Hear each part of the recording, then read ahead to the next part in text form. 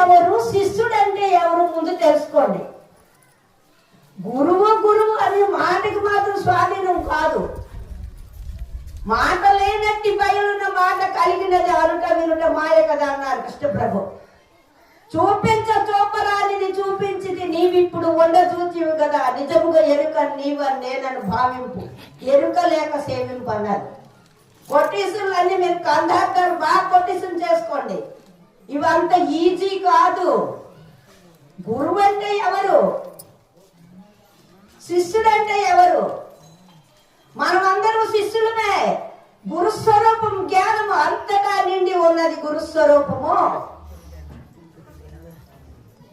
గురుస్వరూపం, గురు జ్ఞానం, గురుముఖత ఎప్పుడైతే నేర్చుకుంటావో 4 శుశ్రూషల ధర్మాలు ఆత్మ అంగ స్థాన భావన లోని నాలోన నా గురుడు ఉన్నాడు, నన్ను నేను చేసినటువంటి తప్పులు ఒప్పులు కన్నిటికీ నాలో చూస్తున్నాడు, అన్వేషిస్తున్నాడు. అందుకే ముందు అనుష్ఠానము, ఆచరణ, విచారణ బాగా గురుముఖత. ఎవరు ఆశ్రమాల్లోని వాళ్ళు గురువు దగ్గర బాగా వింటే వాదోపవాదనాలు వాళ్ళు చేయరు.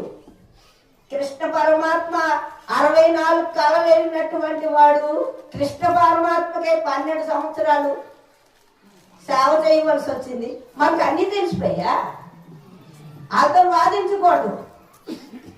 వాదిస్తే ఏ బుద్ధి పోనీనా నీ బుద్ధి చెడిపోవు నా తండ్రి వినరా అంటాడు కృష్ణ ప్రభు. ఏ బుద్ధి పోనకు, నీ బుద్ధి చెడిపోద్ది. ఇవన్నిటికి ఒకటి పరిపూర్ణం, ఒకటి లేనెరుక. ఒకటి పరిపూర్ణము, ఉన్నది లేనెరికే. పరిపూర్ణంగా బాధం లేదు. బాధ అంటే దీనికే పూజ ఎరికే, పురస్కారం ఎరికే, బాధ విన్నది ఎరికదే, అన్నది వెరకదే. అన్నదన్నది సున్నయనుచు అంటారు. అన్నది విన్నది కన్నది సున్న సున్నై చూపు లోపల మన్న నదలగయన్న రానిది సన్నుదింపగరానిదాయే ఉత్తదే చెప్తున్నాం. ఎక్కడో పార్వతీదేవి ఈశ్వరుడు ఉన్నాడు, నీలో ఉన్న స్వామి ఈశ్వరుడు, నీలో ఉన్న అజ్ఞానమే పార్వతీదేవి. ఎప్పుడైతే ఈ విధంగా తీసుకున్నాడు, నా గురుడు ఉన్నాడు, నా చేసిన పనులు నా గురుడు సాక్షిగా సర్వది సాక్షిభూతిగా ఉన్నాడు.